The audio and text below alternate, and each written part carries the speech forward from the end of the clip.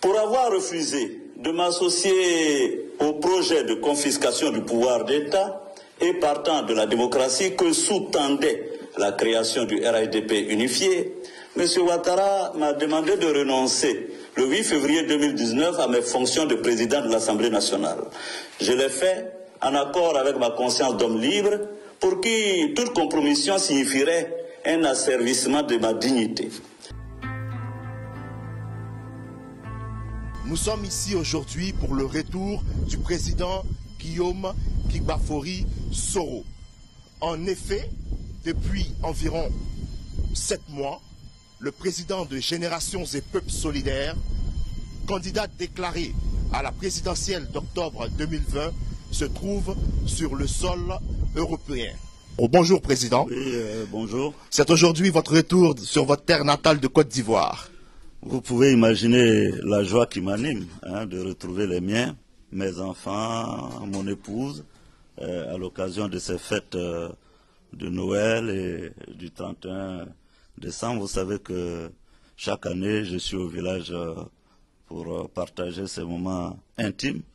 Je suis aussi sur le départ pour saluer les Ivoiriens et prendre ma place dans le processus de réconciliation, de pardon et de paix.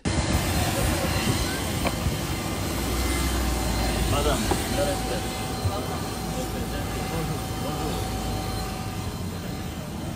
c'est où?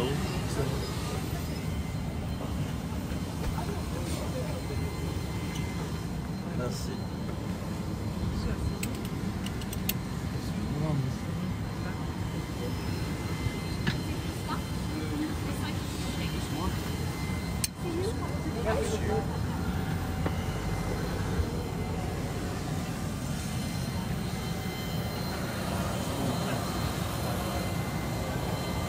Que s'est-il passé cet après-midi dans l'espace aérien ivoirien? Guillaume Soro, l'ancien président de l'Assemblée nationale, devait regagner la Côte d'Ivoire ce lundi après 6 mois d'absence. Mais au dernier moment, son avion a changé de destination pour se poser au Ghana. Je ne peux pas comprendre qu'on peut empêcher un Ivoirien de rentrer chez lui. On peut empêcher des citoyens ivoiriens de venir accueillir leur frère qui fait 6 mois à l'extérieur du pays. Soro Kigbafori est un citoyen comme tout le monde. Et il a le droit d'être accueilli comme tout le monde. Ni M. Soro, encore moins ses proches, ne sont informés de l'existence d'un mandat d'arrêt. Dans tous les cas, s'il existait un mandat d'arrêt, il faut regretter que la démocratie en Côte d'Ivoire soit torpillée par une falsification qui voudrait qu'il y ait un manque de transparence au niveau des poursuites judiciaires.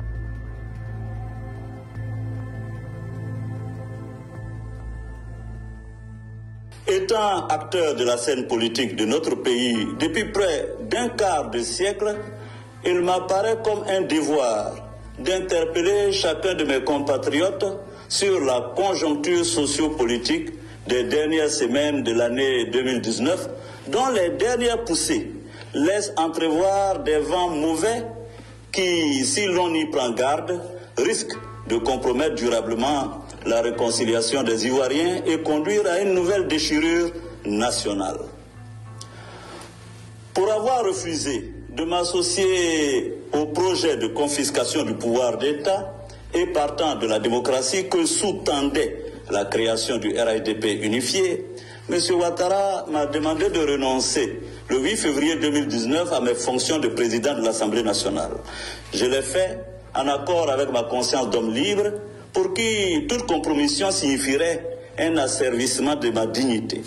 Depuis lors, et vous en avez été témoin, je subis avec les miens, de façon encore plus violente, avec une hargne redoublée et une haine inexpliquée, de nombreuses attaques du régime, épuration de mes collaborateurs et compagnons de toutes les institutions de la République et entreprises d'État, harcèlement de mes partisans, tentatives diverses d'assassinat et d'enlèvement contre ma personne et nombre de mes proches, compagnons de lutte, assassinat, hélas, de certains de nos militants. Si je partage avec vous ces violations non exhaustives, ce n'est ni pour pleurnicher, ni pour geindre sur notre sort, loin s'en faut, mais plutôt pour vous faire prendre conscience que ces attaques représentent à elles seules des entailles béantes dans la démocratie que nous avons tenté de construire pendant ces 3 dernières décennies. Pour une bonne réconciliation, je crois qu'en 2025, il n'y aurait rien de tel de voir le pays encore se réunifier avec tous ses partisans, ses fils, tout le monde, personne en dehors du pays. C'est possible qu'il rentre chez lui, être libre, comme tout le monde. Parce que si on veut aller à la paix, on doit se pardonner. Parce qu'il y a beaucoup de blessures aujourd'hui qu'on n'arrive pas à guérir.